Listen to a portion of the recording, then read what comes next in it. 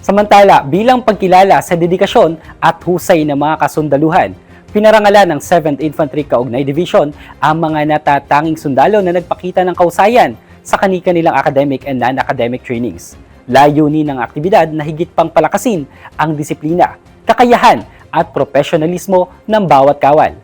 Narito ang ulat ni LJ Rubin.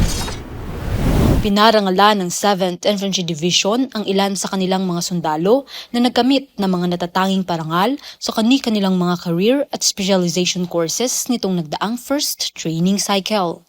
Kabilang sa mga pinarangalan noong 11 ng Mayo ang 5 opisyal at 8 enlisted personnel mula sa kani-kanilang units. Kabilang sa mga pinarangalan ay ang mga sundalong nagkamit ng number 1 hanggang number 3 sa ranking. Kabilang ang mga personnel na tinanghal na rank 1 sa Philippine Army Marksmanship Assessment and Evaluation 2026 Luzon Leg. Layunin ng aktibidad na mapataas ang moral ng mga kawal at magsilbing inspirasyon sa iba pang sundalo upang higit pang pagbutihin ang kanilang pagsasanay at serbisyo.